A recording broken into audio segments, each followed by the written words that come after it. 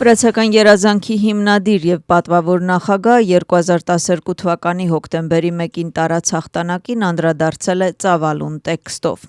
Բիձինա Իվանիշվիլին խոսում է օրվա նշանակության մասին ու գրում, որ հոկտեմբերի 4-ը եւս մեկ փորձություն կլինի երկրի համար։ Հետևաբար նա կոչ է անում բնակչությանը գնալ ընտրատեղամասեր եւ ընտրություն կատարել հանուն խաղաղության։ Հայտարարության մեջ կարդում ենք. այսօրը չի պատկանում կոնկրետ մարդկանց կամ որևէ քաղաքական կուսակցությանը։ Հոկտեմբերի 1-ի գլխավոր ստեղծողը վրաց ժողովուրդն է, որը հավատարիմ է մեր նախնիների ուսմունքներին, ավանդույթներին, քրիստոնեական արժեքներին եւ երբեք չի թաքցրել իրեն ներքին կամ արտաքին թշնամիներից։ 13 տարին իսկապես երկար ժամանակ է, սակայն 2012 թվականի հոկտեմբերի 1-ի իդեալները ոչ մի տեղ չեն անհետացել եւ հենց այդ արժեքներն են մեր թիմի գործողությունների գլխավոր հիմքը, գրել է Բիձինա Իվանիշվիլին։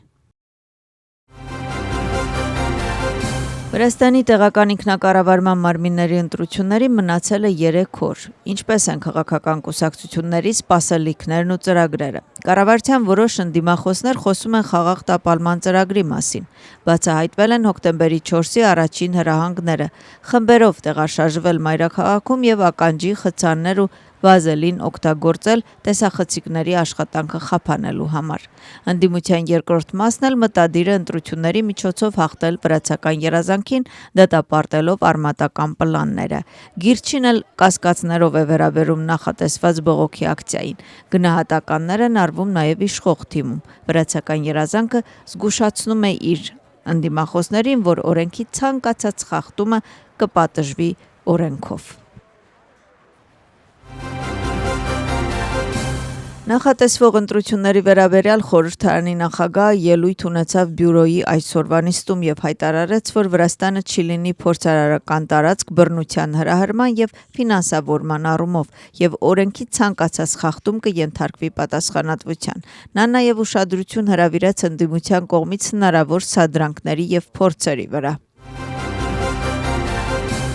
Խորհրդարանը հաջորդ շաբաթ կսկսի քննարկել 2026 թվականի պետբյուջեի նախագիծը։ Ծախսային մասը կազմում է 35 միլիարդ 5 միլիոն լարի։ Առողջապահության եւ սոցիալական պաշտպանության ծրագրերի ֆինանսավորումը ավելանում է 800 միլիոն լարիով։ Նախագծի համաձայն մինչև 70 տարեկան կենսաթոշակառուների թոշակը կբարձրանա 20 լարիով, այսինքն կդառնա 370 լարի։ Բարձրալեռնային շրջաններում բնակվող կենսաթոշակառուների թոշակը կդառնա 444 լարի։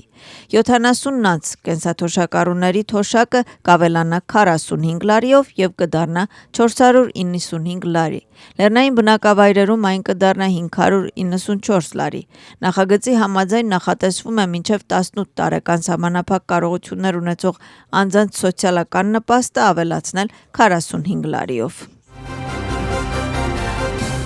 Թբիլիսիում նախատեսվում է վերականգնել տրամվայը, այն կշարունակվի Դիդիդիղոմից դեպի Դիտուբե մետրոկայան։ Կախակալաձեն անդրադարձել է տրանսպորտային քաղաքականության զարգացմանը։ Նա նաև հայտարարել է 2 նոր ճոպանուղու կառուցման մասին։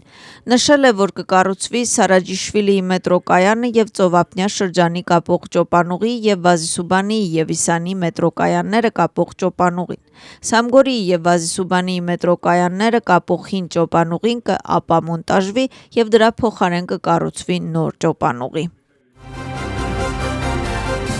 Մարնեուլիում կենտրոնական ընտրական հանձնաժողովը անցկացրել է եւս մեկ տեղեկատվական հանդիպում։ Հանդիպումը տեղի ունեցել պետական լեզվի ուսուցման եւ ինտեգրման ծրագրի հաջողակ շրջանավարտների հետ։ Մասնակիցները խոսել են մունիցիպալ ընտրությունների նախապատրաստվելու գործընթացի եւ ընտրական վարչակազմի ընթացիկ եւ պլանավորված գործողության մասին։ Շեշտը դրվել է էլեկտրոնային ընտրական տեխնոլոգիաների եւ ընտրական նորարարությունների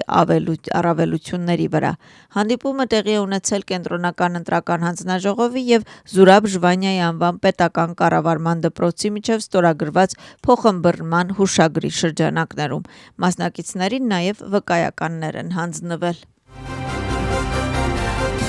Ազատ Վրաստան կուսակցության Թբիլիսիի քաղաքապետի թեկնածուն անդրադարձել է Թբիլիսիում կայանատեղերի խնդրին։ Կախակ Կուկավան ընդգծել է վճարովի եւ անվճար կայանատեղերը ըստ նրա առաջնահերթությունը պետք է լինի մեքենաների համար նոր տեղեր հատկացնելուն, առկա խնդիրը լուծելու համար, իսկ մինչ այդ կայանատեղերի համար նշանակված բոլոր տուգանքները պետք է համաներվեն։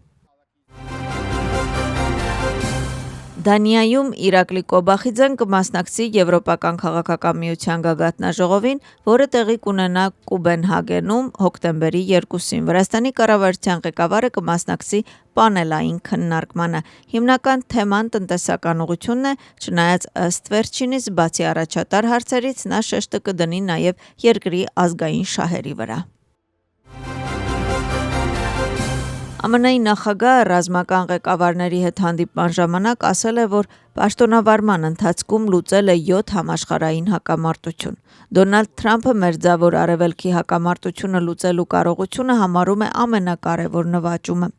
Նա լավատեսություն է հայտնել Ղազայում խաղաղություն համաձայնագրին հասնելու վերաբերյալ, նշելով, որ այժմ անհրաժեշտ է միայն Համասի համաձայնությունը։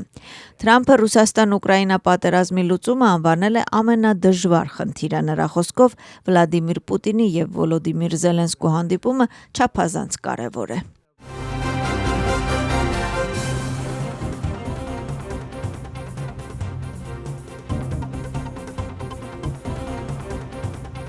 «2025 թվականի հոկտեմբերի 4-ին կանցկացվի քաղաքապետարանի մարմինների ընտրություններ։ Այսօրը Վրաստանի քաղաքացիները կընտրեն 5 ինքնակառավարվող քաղաքների եւ 59 ինքնակառավարվող համայնքների քաղաքապետեր, Թբիլիսիի եւ 63 քաղաքային խորհրդի անդամներ։ Ընտրողների գրեթե 90%-ը կրկին կքվեարկի օգտագործելով ընտրական տեխնոլոգիաները։ Ընտրատեղամասում ընտրողը կստանա 1 քվեաթերթիկ, որը բաժանված կլինի 3 սյուների։ Ընտրողը պետք է գունավորի իր ընտրությունը համապատասխան սյունակում միայն 1 ընտրական սուբյեկտի առջև գտնվող շրջանագծի ներքին տարածությունը։ Արի ընտրությունների, կատարիր ընտրություն, քո ձայնը կարևոր է,